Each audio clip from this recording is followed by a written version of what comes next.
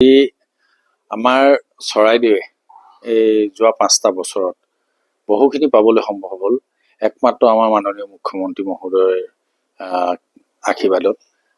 তেখেতৰ প্ৰচেষ্টাত আজি আমাৰ চৰাইদেৱে ৱৰ্ল্ড হেৰিটেজ পালে, চুকাফা বিশ্ববিদ্যালয় পালে, আৰু এতিয়া অসমত নতুনকৈ গ্ৰীণফিল্ড বিমান বন্দৰ নিৰ্মাণৰ যি চিন্তা চৰ্চা তেখেতে কৰিছে, তাৰ কাৰণে ভাৰতীয় বিমান সেৱা প্ৰাধিকৰণৰ লগত আজি অসম চৰকাৰৰ এটা বুজাবুজি চুক্তি হৈছে।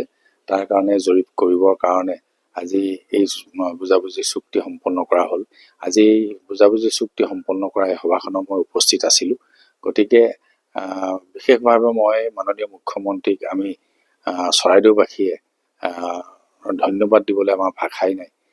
যিহেতু চৰাইদেউ অঞ্চলৰ কাৰণে বিভিন্ন উন্নয়নৰ লগতে আমাৰ বিশেষকৈ যিবিলাক স্থায়ী সমাধান বা ঐতিহ্যৰ ক্ষেত্ৰৰ ঘোষণা, লগতে এখন বিশ্ববিদ্যালয় আৰু এতিয়া গ্ৰীণফিল্ড হিচাপে বিমানবন্দৰ নিৰ্মাণৰ যি তেখেতে চিন্তা চৰ্চা কৰিলে, তাৰ কাৰণে পুনৰবাৰ তেখেতক ধন্যবাদ দিছোঁ। আৰু অসমৰ 5 ঠাইত বিশেষকৈ এই 5 ঠাইৰ লগত মানাহ অভয়াৰণ্যৰ লগতে ডিফু, উমৰাংচু, মাজুলী আৰু চৰাইদেউ, এই 5 ঠাইত যিহেতু নতুনকৈ গ্ৰীণফিল্ড বিমানবন্দৰ নিৰ্মাণৰ চিন্তা কৰিলে, তাৰ কাৰণে আমাৰ অসমৰ উন্নয়ন যে অধিক ত্বৰান্বিত হৈছে আৰু হ'ব, এইটো প্ৰায় নিশ্চিত বুলি ক'ব লাগিব।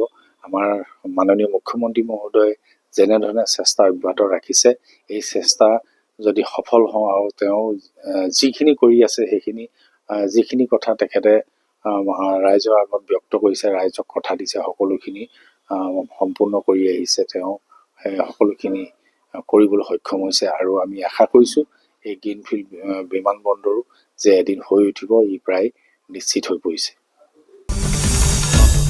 আসাম টক্স, আপোচবিহীন অসম কণ্ঠ।